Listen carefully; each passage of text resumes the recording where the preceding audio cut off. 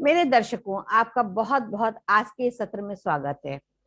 आज आप देख रहे हैं कि उमंग का जो दौर है ये बहुत ही खूबसूरत रास्तों से गुजरता हुआ और अपनी किस मुकाम पे पहुंच रहा है ये आप देख रहे हैं।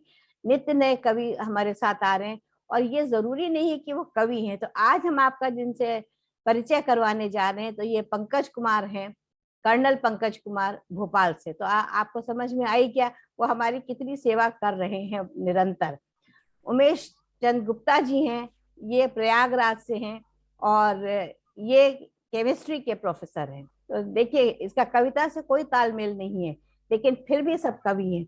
और ये अनुपम कौल है नोएडा से, क्वालिटी मैनेजमेंट इनका विषय है और ये हैं मेरे छोटे भाई। लेकिन ये इस खास तौर से चाहते थे कि इनका इंट्रोडक्शन इस तरह से दिया जाए। और वैसे कर्नल पंकज मेरे बहनोई हैं, ये भी बात आपको आज पहली बार पता चलेगी कि ये सब लोग हमारे परिवार का हिस्सा है और परिवार के साथ ही आगे बढ़ा जाता है। तो ये एक बहुत ही खूबसूरत सा सफर है हम लोगों का जो चल रहा है। तो आज का विषय हमने दिया है सागर। प्रकृति से आप लोग सब जानते हैं मुझे बहुत प्रेम है और निरंतर मैं एक एक करके विषय ला रही हूँ। पहले प्रकृति स्वयं लाई, फिर सागर, अब आया है बादल, आया बचपन, आया। तो इस तरह से हम हर पहलू को छूते हुए आगे बढ़ रहे हैं। तो आज के कार्यक्रम की शुरुआत जो हम कर रहे हैं वो हम अपनी छोटी सी कविता से कर रहे हैं कि जिसमें जिनके दिल की धड़कनें बढ़ी हुई है ना वो थोड़ी सी शांत हो जाए। तो ये मेरी छोटी सी रचना है जिसको आप सब लोग आशा है पसंद करेंगे।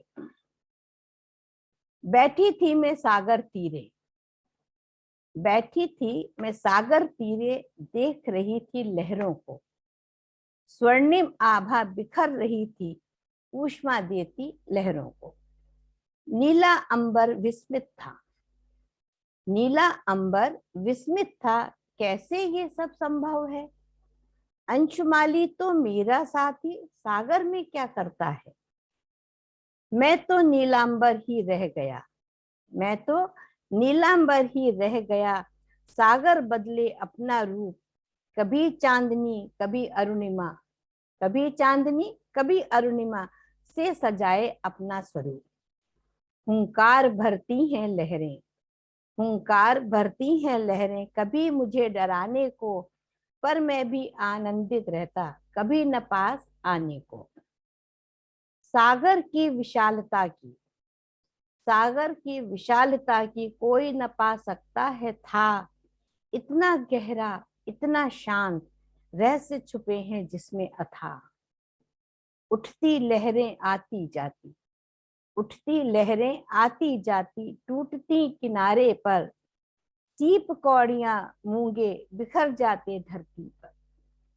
हम भी है सागर सदृश। देखिए क्या तुलना किस तरह से मैंने करी है कि हम में और उनमें, उसमें कोई अंतर नहीं है, केवल देखने मात्र का अंतर है ये।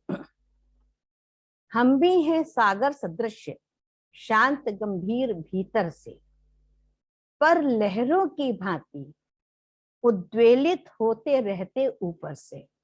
इस बात पर फिर से गौर फरमाइएगा। हम भी हैं सागर सदृश, शांत गंभीर भीतर से, पर लहरों की भांति उद्वेलित होते रहते ऊपर से। बहुत सुंदर है। कभी न अपनी मर्यादा का उल्लंघन करता है सागर।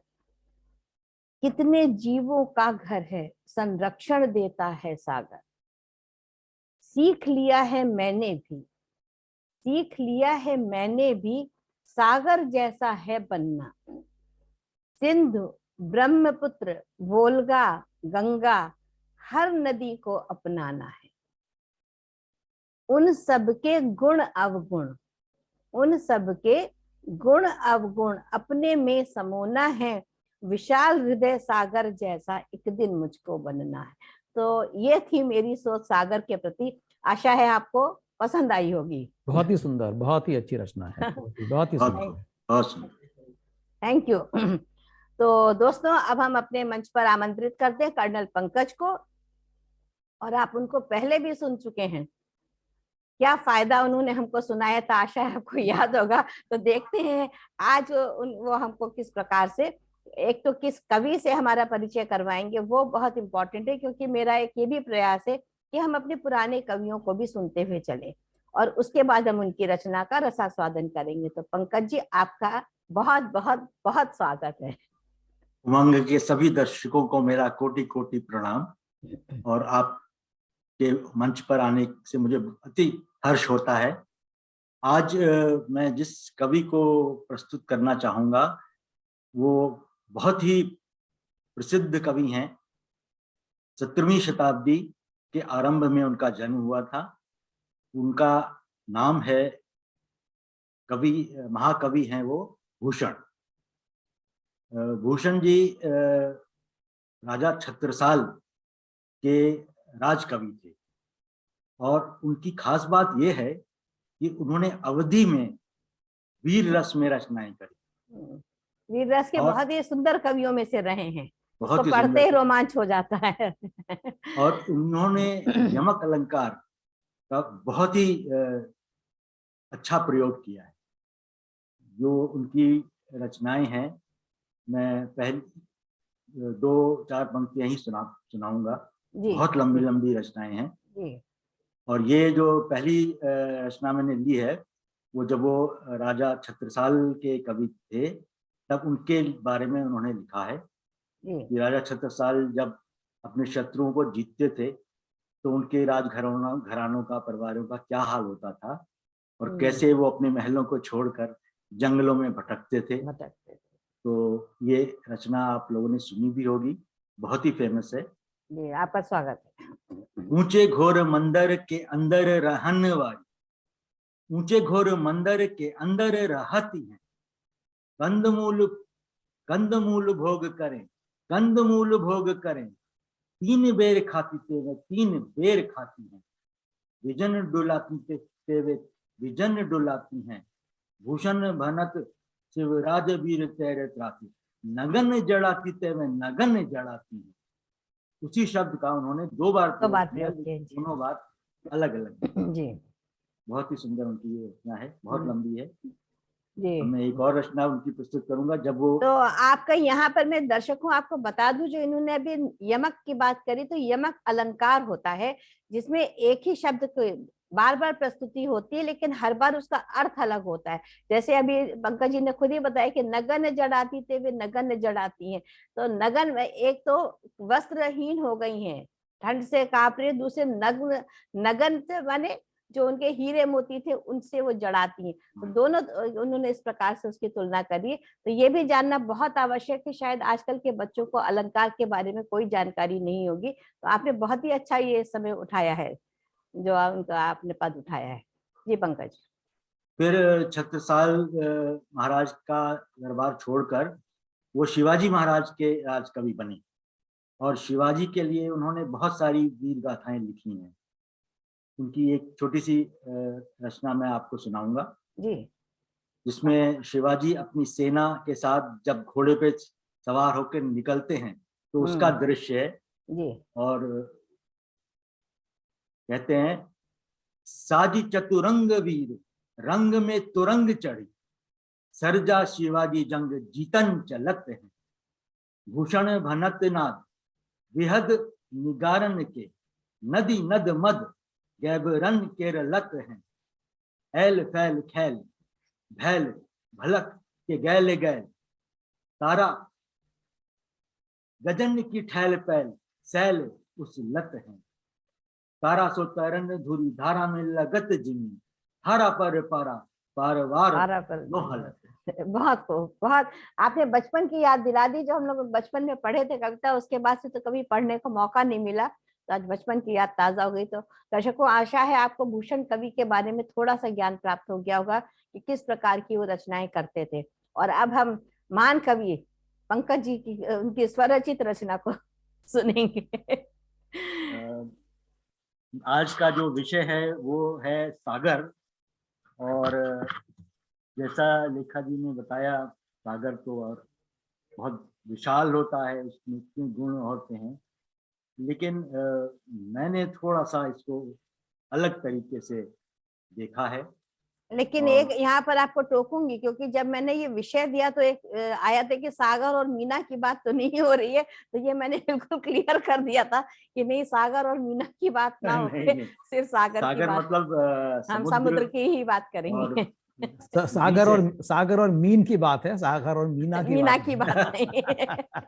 सागर मतलब समुद्र ही है। जी जी लेकिन इसको मैंने दूसरी प्रकार से थोड़ा सा बिल्कुल, प्रस्तुत करने की कोशिश करी है। जी स्वागत और है आपका। प्रसंग लिया है मैंने सुंदरकांड में तुलसीदास जी का एक दोहा है, जी जहां पर वो कहते हैं, जब राम जी की सेनाएं सागर किनारे खड़ी, सागर पार करके लंका पे जाने के लिए तैयार हैं और प्रयास कर रही हैं कि कैसे वो सागर को पार करें, जी तो उस पे तुलसीदास जी कहते हैं, जी विनय न मानत जलधि जड़, गए 3 दिन बीत, बोले राम सकोप तब, भय बिनु कोई ओरे न बीत। नवदीप, सही बात। यहाँ पर तुलसीदास जी ने सागर को जलधि जड़ कहा है। तो जलिद जड़ का तो मतलब हम समझते हैं, तो मैंने भी वहीं से शुरुआत करी बहुत सुंदर, और सागर से प्रश्न किया, जी स्वागत है। जो विनम्र अनुग्रह समझ न पाए, जो विनम्र अनुग्रह समझ न पाए, प्रभु को भी क्रोधित कर जाए, बहुत बहुत खूब, क्यों मैं उसकी महिमा गाऊं, क्यों मैं उससे प्रीत लगाऊं, बहुत क्यों मैं उसकी महिमा गाऊं, क्यों मैं उससे प्रीत लगाऊं। प्रश्न और है मेरे अंदर, पूछूं तुझसे विस्मित होकर, पूछूं तुझसे विस्मित होकर, लील गया कितने द्वीपों को, सहस्त्रों बार बिन किए विचार, जब जब प्रलय धरा पर आई, जब जब प्रलय धरा पर आई, तूने अपनी भूख मिटाई, तूने अपनी भूख भूख मिटाई। मिटाई। तुझे सींचती नदियां हैं जो, मेघ जो देते तुझको पानी, उनका तुझको आभार नहीं है, उनका तुझको आभार नहीं है, तुझको किसी से प्यार नहीं है। तेरे जल में कितनी धाराएं, तेरे जल में कितनी धाराएं, लहरों में कितनी विविधताएं, फिर भी प्यासा हूं, फिर भी प्यासा हूं मैं, प्यासा जग है। प्रश्न कई हैं, प्रश्न वही हैं, तृष्णा मेरी मुझसे पूछे, तृष्णा मेरी तुझसे पूछे, तूने किसकी प्यास बुझी, तूने बहुत, किसकी किसकी प्यास, प्रश्न तो बहुत बहुत ही सही सागर उत्तर का है, पानी कोई पी नहीं कोई सकता। पी नहीं बहुत सकता। बहुत ही अच्छा बहुत प्रश्न है, बहुत बहुत ही बहुत, सुंदर, बहुत बढ़िया, बहुत ही अच्छा। किंतु सागर तो सागर है, हम्म, इतना महान, इतना विशाल, इतना भव्य, इसकी गहराई तो जग जाहिर है, पूरा संसार इसमें समा जाए। और जैसे लेखा जी ने इसका वर्णन किया, उसकी महानता से तो कोई दूर अछूता रह ही नहीं सकता। और प्रभु जी ने भी सागर को क्षमा कर दिया, और सागर ने ही प्रभु को पार मार्ग, होने का मार्ग तरीका बताया, कैसे नल नील के द्वारा पुल बनवाया। तो प्रश्न तो मैंने किया, लेकिन जब जब मैं सागर के किनारे बैठता हूं, तब तब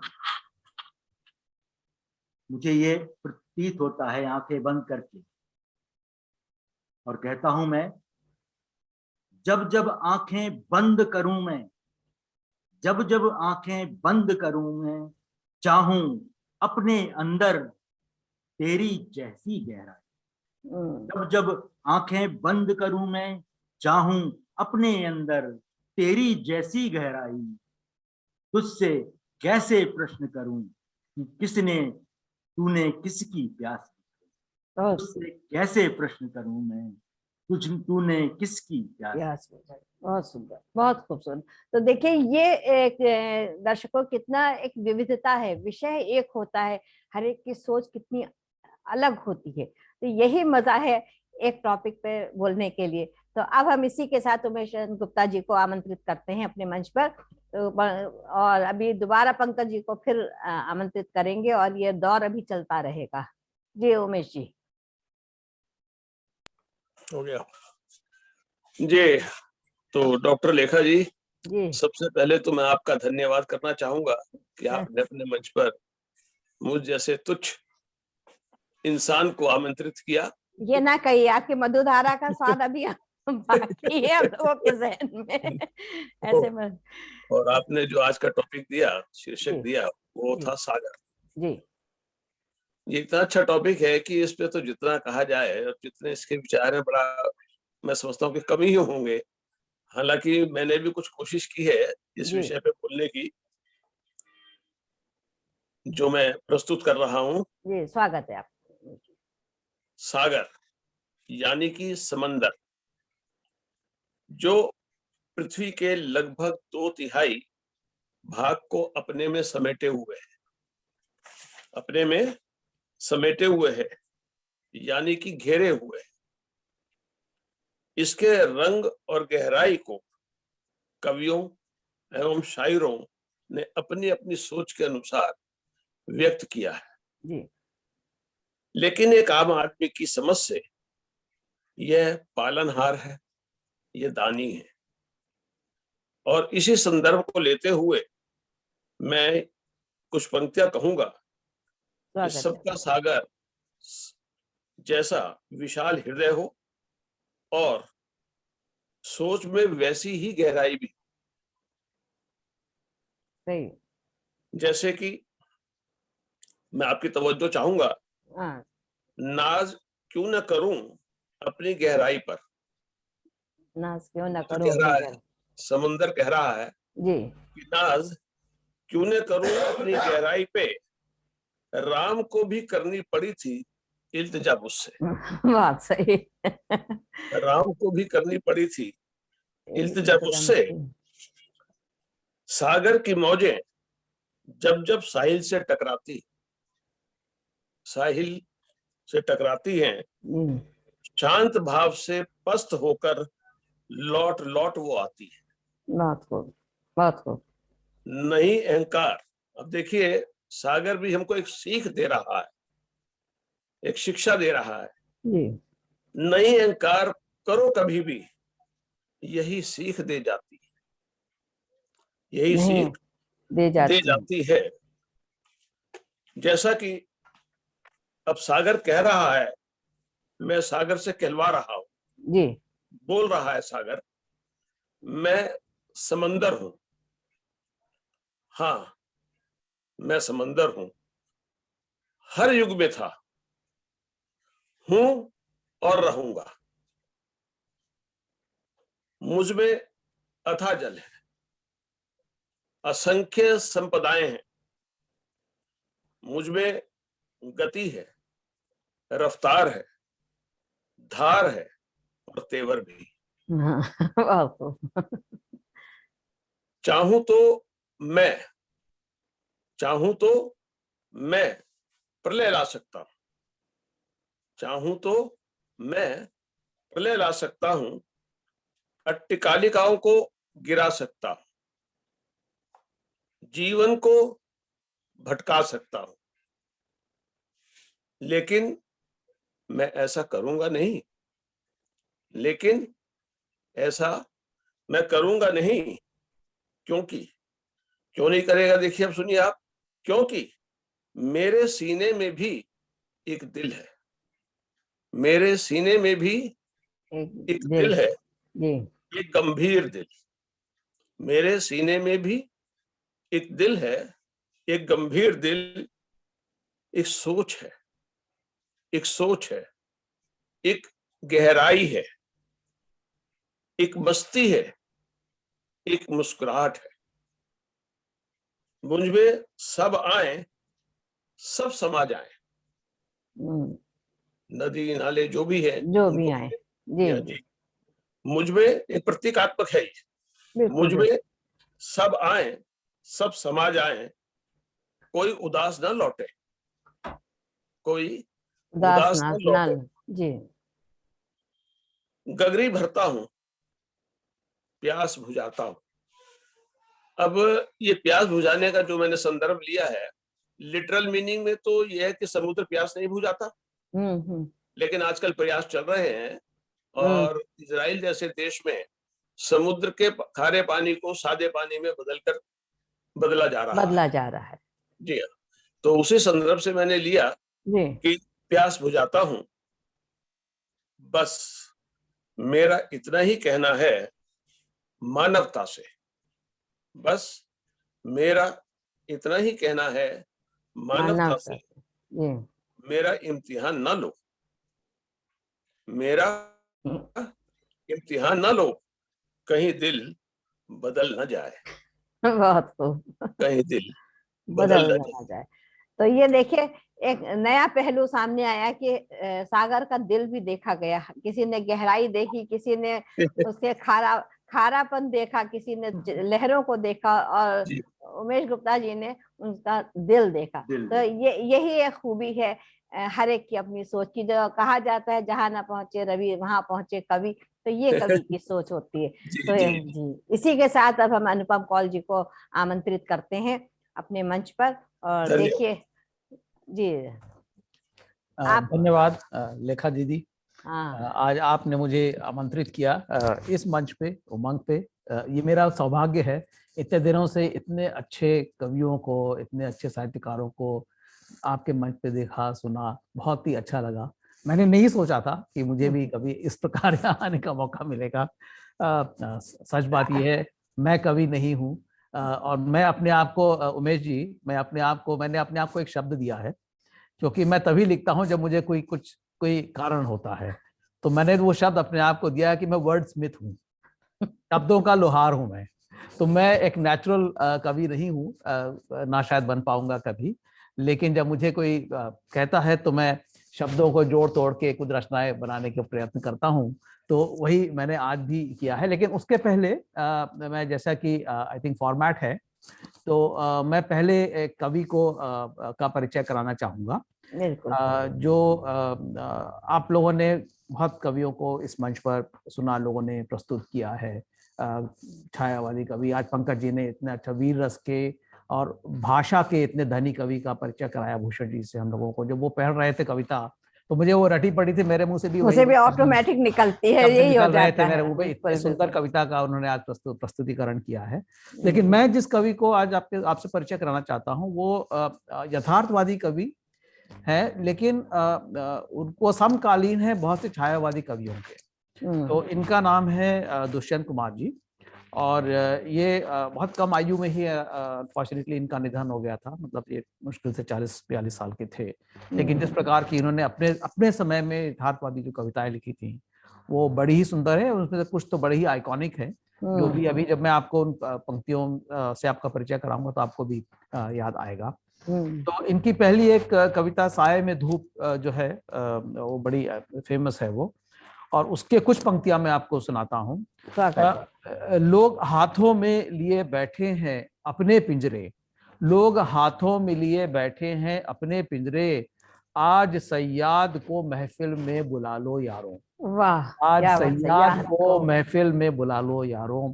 बहुत रहनुमाओं की अदाओं पे फिदा है दुनिया, रहनुमाओं खूब। की अदाओं पे फिदा है दुनिया, इस बहकती हुई दुनिया को संभालो यारो, इस बहुत खूब। बहकती हुई दुनिया को दुनिया को संभालो संभालो यारो। यारो। और कैसे आकाश में सुराख हो नहीं सकता, कैसे आकाश में सुराख हो नहीं सकता, एक पत्थर तो तबीयत से उछालो थके यारो, मारो, वाह। एक पत्थर तो तबीयत से उछालो यारो। ये ब्लैक बड़ी ही आइकॉनिक कविता है उनकी। और ये जो हम्म। पंक्ति मैंने भी आपको सुनाई है, दुष्यंत कुमार जी का मतलब अगर कोई परिचय देगा तो इसी इसी पंक्ति का से भी देता है, देगा। एक पत्थर तो तो तबीयत से उछालो उछालो यारो। यारो। और ग्रेविटेशनल फोर्स का क्या होगा? बात आकाश में सुराख करने की है। हाँ, आपने वो है, वो ताकत है, वो जज्बा है, वो आप करके तो देखो, वो पत्थर फेंको तो देखो, सुराख इंटेंस, करेगा, शायद लौट भी आए। शायद लौट भी आए। दूसरी कविता उनकी हम्म। बहुत ही सुंदर है, इस पे गीत भी बना है। तो मैं गीत के तौर पर तो नहीं, लेकिन मैं पढ़ के सुनाऊंगा। इस नदी की धार में ठंडी हवा आती तो है, इस नदी की धार अरे में इसको तो ठंडी तरन्नुम में हवा। पढ़ो, इसको तो तरन्नुम में पढ़ो, बहुत ही अच्छी लगेगी। चलिए कोशिश करता हाँ हूँ। हाँ हाँ हाँ। इस नदी की धार में ठंडी हवा आती ये तो तो है, नाव जर जर ही सही लहरों से से टकराती तो तो है। है, बहुत बढ़िया। एक चिंगारी कहीं से ढूंढ लाओ दोस्तों, इस दिए में तेल से भीगी हुई बाती तो है, बहुत खूब। एक खंडहर के हृदय सी एक जंगली फूल सी, आदमी की पीर गूंगी ही सही गाती तो ये तो है। है, बहुत बढ़िया। तो बहुत ये बहुत। पहली दुष्यंत जी लाइन फिर से, की, फिर पहली लाइन फिर से एक बार। इस नदी ये की की धार धार में में ठंडी ये हवा हवा आती आती तो तो है। है। बहुत खूब। तो ये मैं इनको अपने लिए प्रस्तुत किया है क्योंकि मेरे ख्याल से हर एक को इनकी कविताएं पढ़नी चाहिए, एक से एक नायाब इन्होंने लिखी है बहुत और बहुत। बहुत ही सुंदर हैं, तो बड़ी कंटेम्प्रेरी है। देखो और इससे फायदा आज क्या भी हुआ, नहीं जी आज इससे फायदा क्या हो रहा है कि जिन कवियों को हम विस्मृत कर चुके हैं उनकी याद इस माध्यम से ताजा हो रही है। जी जी ये चीज जो मेरा उद्देश्य है कि हर पुराने नए कवियों से, आप लोग तो आ रहे हैं, आपको तो प्रत्यक्ष लोग देख रहे हैं, लेकिन जिनको हम भूल चुके हैं उनको कैसे एक श्रद्धांजलि दें, हम याद करें हम उनको, वो बहुत जरूरी था। बहुत बिल्कुल अच्छा बिल्कुल लगा। बिल्कुल बहुत बिल्कुल खूबसूरत। धन्यवाद।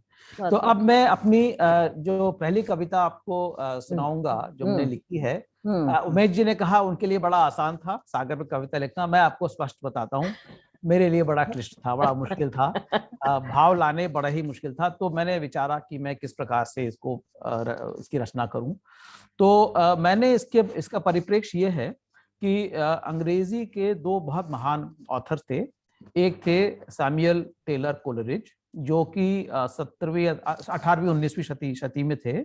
उन्होंने एक कविता लिखी थी जो बड़ी ही फेमस कविता है अंग्रेजी की, उसका नाम है the rime of the ancient mariner. और इस कविता में जो एक दो लाइनें हैं वो बड़ी फेमस है, हर एक ने सुनी होंगी मेरे ख्याल से, water water everywhere not any drop to drink. ये इस कविता की पंक्तियां हैं जो बड़ी फेमस है, हर एक ने सुनी होंगी। इसी कविता में एक और पंक्ति बड़ी अच्छी थी, like a painted ship upon a painted ocean. इसका अब क्या किस वजह से ये था ये भी मैं आपको इसका बताऊंगा, लेकिन ये भी एक अलंकार है एक्चुअली। और दूसरे जो साहित्यकार हैं अर्नेस्ट हेमिंग्वे उनका नाम है, उन्होंने एक नॉवेल लिखी थी, शॉर्ट नॉवेल, उसका नाम था the old man and the sea. तो old man and the sea दोनों रचनाओं में एक चीज जो कॉमन है वो ये है कि उनका प्रोटैगनिस्ट जो है, जो भी उसका नायक है, वो एक नाविक है जो समुद्र में जाता है और समुद्र में जा करके वो किन्हीं कारणों से वहां पे जाकर के वो फंस जाता है। और फंसने के बाद वहां पे समुद्र ऐसी जगह है जहां पे आपका कोई साथी नहीं होता है, कोई सहारा नहीं होता है, तो आपको अपने ही अंतर मन से लड़ना है, उभरना है। और दोनों केसेस में यही हुआ था कि उनको अंतर्बोध हुआ उसके नायक को, उससे उसने कुछ सीखा और उसके बाद एक कविता जो पहले वाली थी उसमें उसको सहारा भी मिला, वो वापस भी लौट आया। तो इस प्रकार है। तो मैंने जो लिखा है वो एक कविता कथा है, इसी के ऊपर मैंने लिखा है और ये मैं आप प्रस्तुत करूंगा। थोड़ी सी लंबी है, मैं आपसे माफी चाहूंगा, नहीं लेकिन नहीं, शायद आपको आपको रुचिकर समय लगे, है। शायद आपको अच्छी लगे। शायद तो नहीं, आपको इसमें देखिए जब हम मंच पर आते हैं तो हम उस कॉन्फिडेंस, उस पक्के ख्याल से आते हैं कि हम जो भी कह रहे हैं वो बिल्कुल सबको पसंद आएगा ही, ये मान के ही हम चलते हैं। मैं इसको पढ़ूंगा और बीच में जहां पे आएगा मौका मैं उसको थोड़ा सा विवेचना भी करूंगा कि ऐसा मैंने इसमें क्यों ये हाँ है। तो शुरू करता हूं मैं। इसका नाम है अपना अपना सागर, ये मैंने इसका ये शीर्षक दिया है, अपना अपना सागर। बहुत सुंदर। सागर तट की अरुणिम बेला, शीतल मंद बयार, हुआ सवेरा जागी उन्मादित लहरों की पछाड़, बहुत। उड़े पखेरु निकले सीपी, नावों ने ताना पाल, जीवन भरण पोषण को बांधे मछुआरों ने जाल। वाह वाह।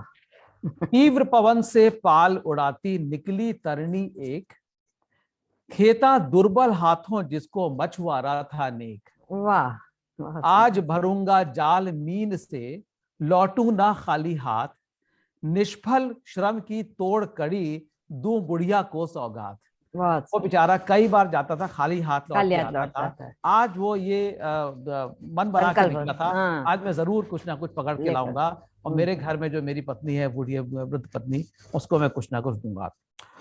हुआ अदृश्य तट, सरपट पहुंची नौका गहरे ठौर, जाल फेंक बैठ गया एक प्रहर फिर घर की ओर। बस एक प्रहर रुकूंगा, घर की ओर। घर की ओर। खाली मन पुरवा की थपकी, दुर्बल वह की बान, पता नहीं कब ऊंग गया निद्रा की चादर तान। वाह। बीत गए दो प्रहर खुले जब चेतन नेत्र कपाट, आग बरसती घाम पवन स्तब्ध, तरंगे भी सपाट। अरे ये क्या, जाल बिछड़कर बहता था कुछ दूर, पाल सिकुड़ कर झूल रहे जो दम से चकनाचूर।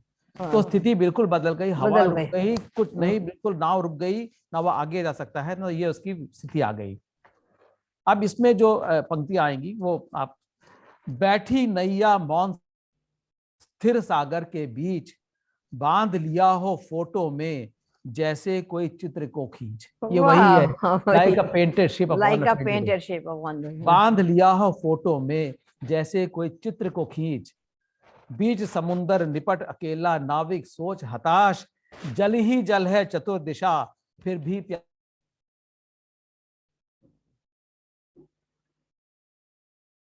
भी प्यासी है प्यास।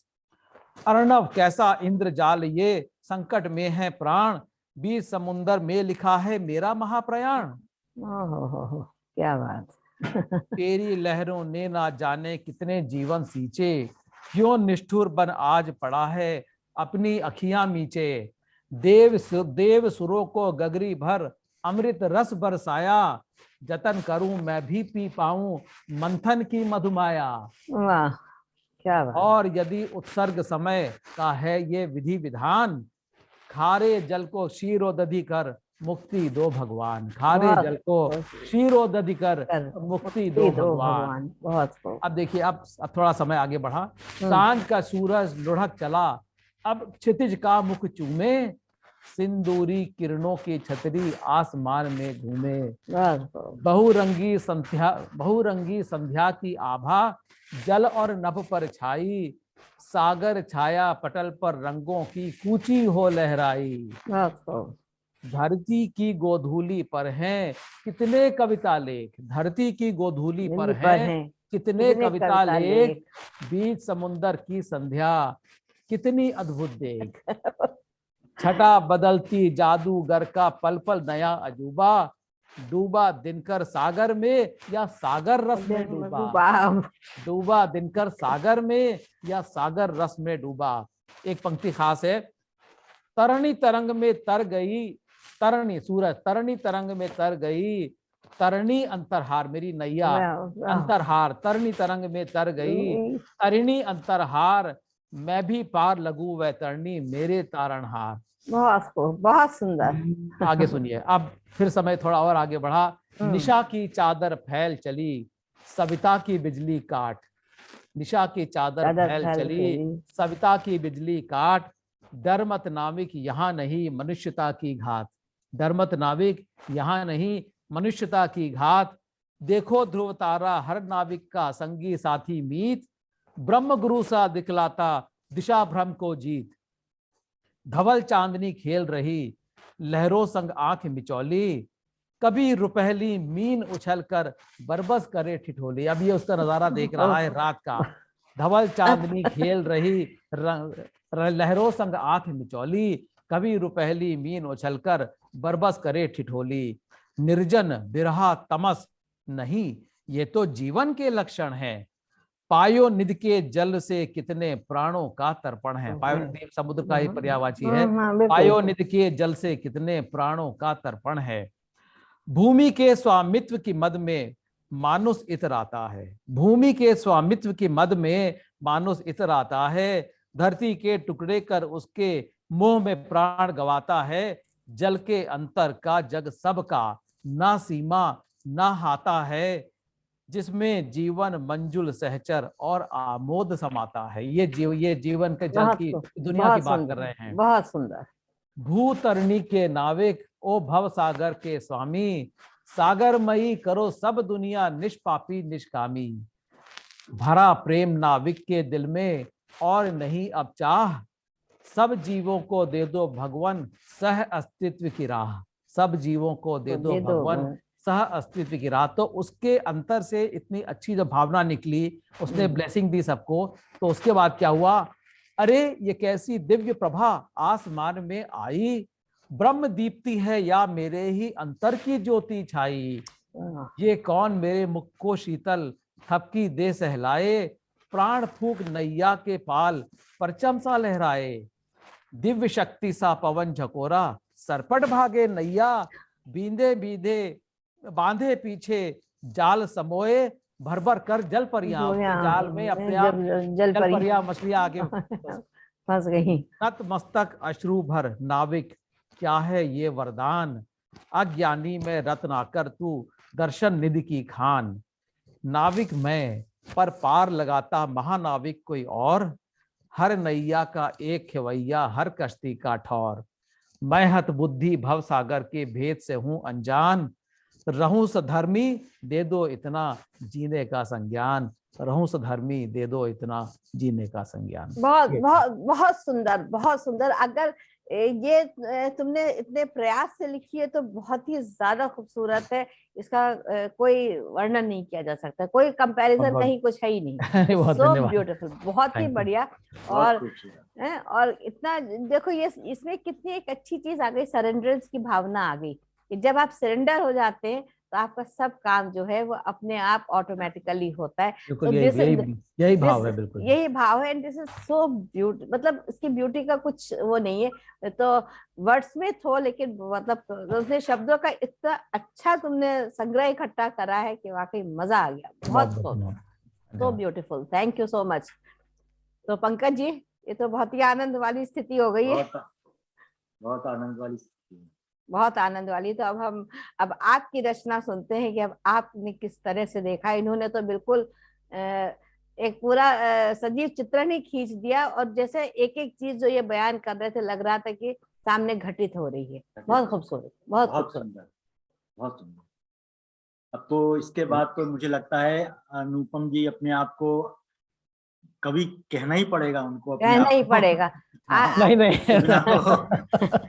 उसके बिना तो काम नहीं, बाद में काम नहीं चलेगा। एक्चुअली बहुत सुंदर। और आज ऐसा लग रहा है कि जो पापा के दिए हुए जो गुण थे वो सारे निकल करके आ गए हैं, ऐसा लग रहा है हमारा। तो आज पापा बहुत खुश होंगे तुम्हारे इसको देख करके। उनकी शायरी तो जो चलती थी, उसके बाद जो तुमने आज पढ़ा है, वाकई में दिल खुश कर दिया। So nice. यस।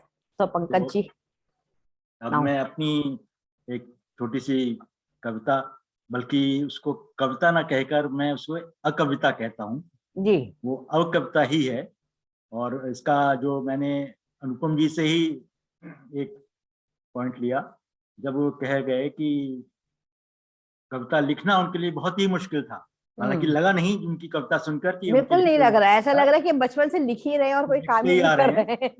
मगर मैंने वहीं से बात को आगे बढ़ाया कि कवि सागर के किनारे बैठा सोच रहा है, कहां से कविता आरंभ करूं। कवि सागर के किनारे बैठा सोच रहा है, तो कहां से कविता आरंभ करूं। चारों ओर पानी ही पानी है, चारों ओर पानी ही पानी है, जल जीवन है, पर जल पर कविता कैसे लिखी जा सकती है। बड़ी कठिन परिस्थिति है। बचपन में सुना था, पानी लाई हूं मुंह धो लो, यही तो कविता बनती है पानी से। पानी से, हाँ। फिर भी आगे चलते, दूर क्षितिज पर अर्थहीन सा चांद, रात की ड्यूटी वाले सुरक्षा कर्मी की तरह घर जाने की तैयारी में है। सूर्य का भी उदय नहीं हुआ है। भीगी पवन के हल्के झोंके कवि के कानों में आकर कुछ गुनगुना रहे हैं। अथाह जल का भंडार, बोझिल सा चांद, न उगा हुआ सूरज, गुनगुनाती पवन, कवि को लुभा नहीं पा रही। बहुत। उसकी एक ही चिंता है, उसे सागर पर एक कविता लिखी। क्या बात है। बहुत सुंदर। कहीं बहुत दूर, कहीं बहुत दूर पूर्वी आकाश पर हल्की सी लालिमा आई। पक्षियों का एक झुंड दूर टापू पर अटखेलियां करता दिखाई दे रहा है। शायद पानी की सतह पर भोजन की तलाश में विचर रहा है। कुछ और पक्षियों का एक लंबा कतार कवि के सामने से गुजरकर दक्षिण की तरफ ओझल हो गया है। कवि के नयन सब देख रहे हैं, केवल मात्र देख रहे हैं, अनुभव नहीं कर पा रहे। उसे तो सागर पर कविता लिखनी है। बादलों के बीच से एक लाल लकीर सागर को छूने का प्रयास कर रही है। को छूने का प्रयास कर रही है। हल्की लालिमा के बीच कुछ लहरों ने आकर धीरे से उसके पैरों को टटोला। हल्की लालिमा के बीच कुछ लहरों ने आकर धीरे से उसके पैरों को टटोला।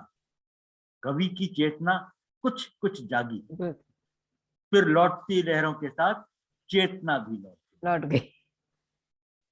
कवि को अब दूर तक पानी का हल्का सा नीला रंग साफ दिखाई दे रहा है। रंग अत्यंत मोहक है, पर कवि को रिझा नहीं सकता। उसे तो सागर पर कविता लिखनी है, कवि को इन रंगों से क्या लेना देना। दूर से आती तरंगें धीरे धीरे तट की ओर बढ़ रही हैं, लगातार बढ़ रही हैं, और फिर चट्टानों से टकराकर अपना रंग उन्हें समर्पित कर देती है, श्वेत हो जाती है। आपने महसूस किया होगा। बिल्कुल, पौंडीचेरी का समुद्र देखिए ना, कि तट तक आते आते एकदम नीला या नीले हरा से सफेद हो जाता है। होता है, वो बिल्कुल सफेद झाग में बदल जाता है। तो चट्टानों से टकराकर अपना रंग उन्हें समर्पित कर श्वेत हो जाती है।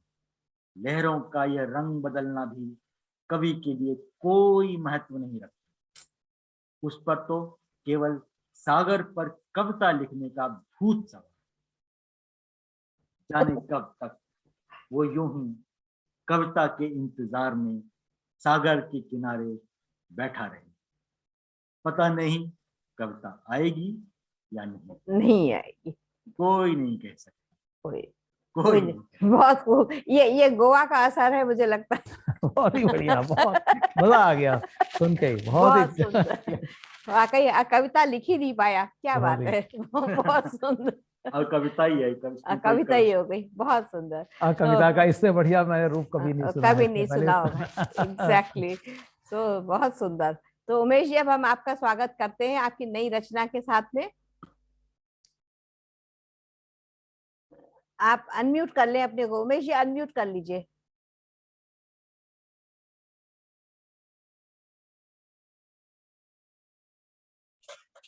हाँ जी। मैं 4 पंक्तियां सुनाना चाहूंगा। जी, इरशाद। सागर सी गहरी आंखें तेरी, सागर सी गहरी आंखें तेरी, कर रही मेरे दिल को रोशन, कर रही मेरे दिल को रोशन। मत देख शरारत से मुझको, मत देख शरारत से मुझको, सागर की मौजों से मिलकर। मत देख शरारत से मुझको, सागर की मौजों से मिलकर। और एक माँ के ऊपर मैंने लिखा है, कोई समझ ना पाया अब तक, कोई समझ ना पाया अब तक समंदर रूपी माहाला। कोई समझ ना पाया अब तक समंदर रूपी माहाला। फूल सी कोमल सागर सी गहरी। फूल सी कोमल सागर सी गहरी, ऐसी है माँ मधुधारा। हाँ, तो मधुधारा के विषय में लिखा था, तो माँ जी के संदर्भ में मैंने लिया था। जी जी माँ जो है उसकी सोच, उसका प्यार, उसका आकर्षण इतना गहरा है कि वो सागर से भी गहरा है। मैं गहरा सोचता है, हूँ बिल्कुल उसकी सही। गहराई का आज तक पता नहीं चल पाया। जी जी अब उसमें मैं ये कहूंगा कि इस सागर के प्रति सोच कितने लोगों की बड़ी भिन्न भिन्न होती। जैसे कोई सागर को हत्यारा कहता है, हम्म कोई सागर को चोर कहता है, कोई सागर को पालनहार कहता है, कोई सागर को दानी कहता है। तो बड़ी अजीब सी बात है, वो चोर भी है, हत्यारा भी है, पालनहार भी है और दानी भी है। समस्त रूपों का धनी है ना। तो राज्य है उसका एक पूरा। जी तो चोर किस रूप में कहा गया? जी मैं यहाँ बताना चाह रहा हूं कि जैसे एक बच्चा सागर के किनारे खड़ा है, चप्पल उतारकर, सागर की लहर आती है, चप्पल ले। ले जाती है। वो पीछे मुड़ के देखता है कि अरे मेरी चप्पल कहाँ गई, तो पता चला कि वो तो सागर की लहरें ले गई। तो उसके मन में ये आया तुरंत, ये तो सागर चोर है, मेरी चप्पल ही ले गया। और एक बूढ़ा आदमी सागर के किनारे खड़ा है अपनी माँ के साथ, सागर की लहर आती है और वो उस बूढ़े को साथ ले जाती है और वो खत्म हो जाता है। तो माँ कहती है सागर तो हत्यारा है। अब देखिए सोच, बच्चे की सोच और माँ की सोच देखिए। और एक व्यक्ति सागर के किनारे खड़ा है और उसको सीप मिलती है और सीप के अंदर एक मोती निकल आता है। हम्म। तो वो कहता है कि अरे ये तो पालनहार है, मुझे तो मोती मिल गया, मुझे इतना पैसा मिल जाएगा, मैं तो बहुत अमीर आदमी बन जाऊंगा। और दानी है, वो तो दानी है। और जब मछलियां पकड़कर बाजार में बेची जाती हैं तो वो पालनहार भी कहलाया। तो कितना सागर एक ही है, लेकिन आम आदमी की समझ में वो कितना डिफरेंट है, कितना अलग है, कितना अंतर है उसमें, उसकी सोच में, कि सारे भावों को उसने बता दिया। लेकिन आज भी सागर जो है अटकेलियां करता हुआ अपनी लहरों को ऊपर नीचे और सागर से साहिल से टकराता हुआ वो अभी भी शांत भाव से बहन अपना अटकेलियां कर रहा है।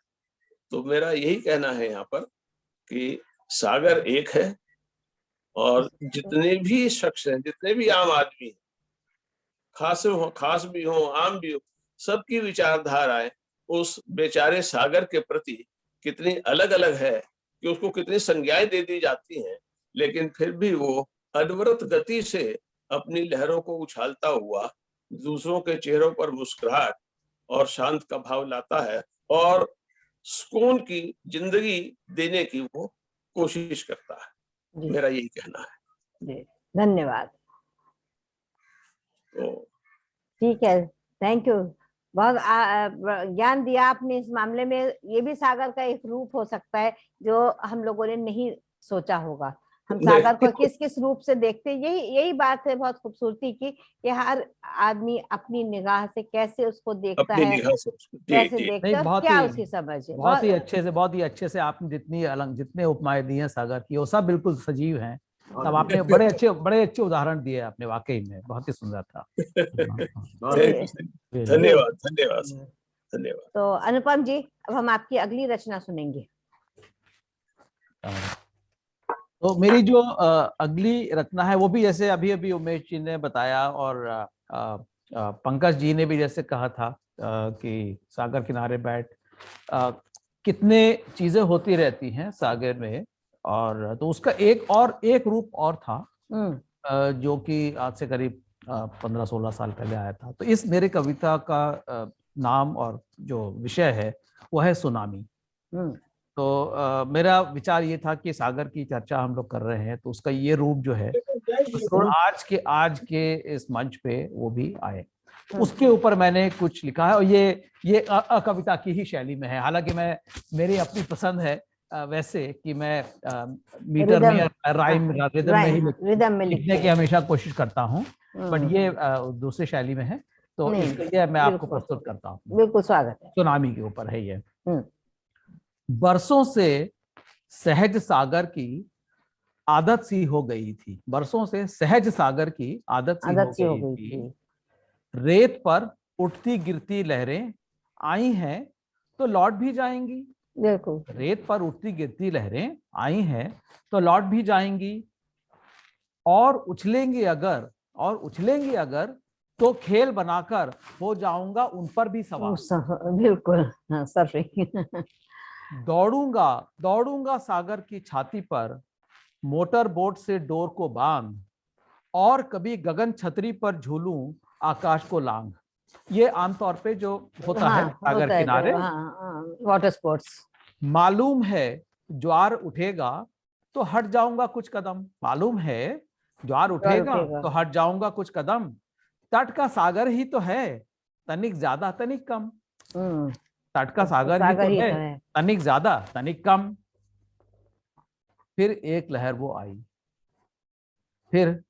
वो आई कुंभकर्णी नींद से ज्यों जागा हो कोई। गगन भेदी गर्जन विहंगों का क्रंदन चला आ रहा जैसे पानी में पर्वत। कुस्वप्न है या किसी मायावी की कल्पना विलक्षण। क्या कहूं रेत पर घर बनाते बच्चों से कमर तक पानी में नहाते परिवारों से। कुछ ना होगा सागर ही तो है बरसों से शांत। पर नहीं लगता है आज सचमुच कोई बांध फटा है। पर नहीं लगता है आज सचमुच कोई बांध फटा है। सदियों से दबी सिमटी धीरज की टूटी है सीमा। सदियों से दबी सिमटी धीरज की टूटी है सीमा। सैलाब है अनुस्मारक प्राकृत शक्ति का। Reminder of the Almighty of the power of the Almighty. सैलाब है अनुस्मारक प्राकृत शक्ति का। कौन बचेगा कौन मरेगा ये उसका कर्म चक्र है। कौन बचेगा कौन मरेगा ये उसका कर्म चक्र है। मैं तो सागर हूं सदियों में एक सुनामी ला इंसान के सामर्थ्य की सीमा का परिचय कराता हूं। मैं तो सागर हूं सदियों में एक सुनामी ला इंसान के सामर्थ्य की सीमा का परिचय कराता हूं।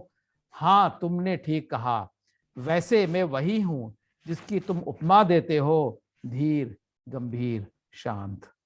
बहुत सुंदर, बहुत ही सुंदर सोच है और बहुत अच्छा वर्णन तुमने करा इसके लिए। बहुत ही मजा आया कि एक जो हम लोग को हर चीज के बारे में एक उगालता रहता है कि ये चीज तो ऐसे चल ही रही है तो उसमें कुछ परिवर्तन नहीं हो सकता है।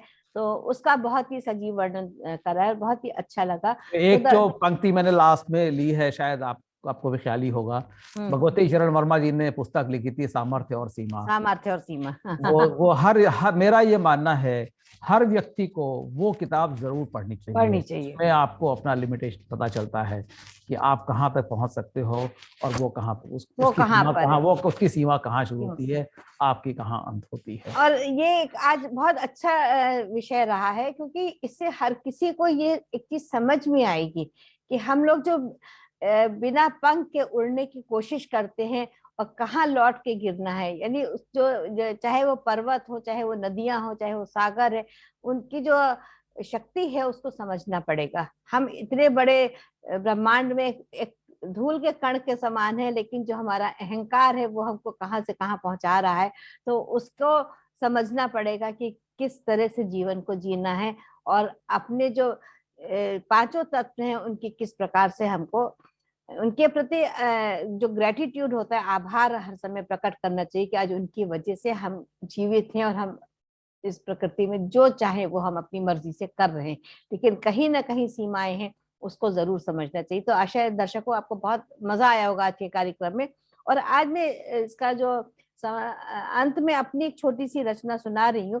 लेखा जी, अगर आपकी इजाजत हो, आपकी हाँ। कविता से पहले मैं एक दो लाइनें जो प्रसाद जी की जो सबसे फेमस कविता है, अरे बिल्कुल, मैं सोच रहा था कि आज का सागर का जो विषय है बिना उसके ना पूरा हो जाए, या आप पूरा पहले नहीं, सुना लीजिए फिर मैं नहीं उसको नहीं आखिर नहीं, में। अरे नहीं नहीं, बिल्कुल बिल्कुल, हम तो मैं ये चाह रहा था कि वो तो हिमाद्री जरूर, तुंग शृंग से। नहीं नहीं नहीं नहीं नहीं नहीं, अच्छा अच्छा, ले चल वहां भुलावा ले देकर चल मुझे भुलावा दे, मेरे नाविक नाविक धीरे धीरे धीरे, धीरे, ले चल वहां भुलावा देकर मेरे नाविक धीरे धीरे, जिस निर्जन में निर्जन सागर सागर लहरी, लहरी, अंबर के कानों कानों में में गहरी, गहरी, निश्चल प्रेम कथा कहती हो, तज कोलाहल की अवनी रे, ले चल मुझे मुझे भुलावा भुलावा देकर, मेरे ले चल नाविक। मुझे भुलावा देकर मेरे नाविक धीरे धीरे। बहुत ही सुंदर, बहुत मजा आ गया तो मैंने कहा कि कि ये जो है इसके, ना सागर की नहीं विषय पे हम इसके लोग आज चर्चा कर रहे हैं, तो इसको बहुत नाम भुला दें। बहुत खूबसूरत धन्यवाद था। आपका, धन्यवाद। तो ये जो रचना हमने लिखी थी, ये बैठे थे, बादलों को देख रहे थे, और बादलों के साथ में आकाश और सागर की थोड़ी तुलनात्मक रचना है ये तो, लेकिन मुझे बहुत पसंद है, इसलिए मैं उसको आज जरूर सुनाना चाहती हूँ। और ये आज नहीं, जब पढ़ते थे, ये उस जमाने की लिखी हुई कुछ चीजें हैं, जो डायरी पलटी तो बहुत से पन्ने में से कुछ कुछ निकल के आ रहा है। तो इस प्रकार से, शांत गंभीर गगन को देखकर, शांत गंभीर गगन को देखकर उसकी गहराई का आभास होता है। सुंदर नीले रंग से मन को सहलाती शांति का आभास होता है। पक्षियों का कलरव, श्वेत काले बादलों का आवागमन, शोर मचाते वायुयान, कोई भी उसकी शांति को भंग नहीं कर सकता।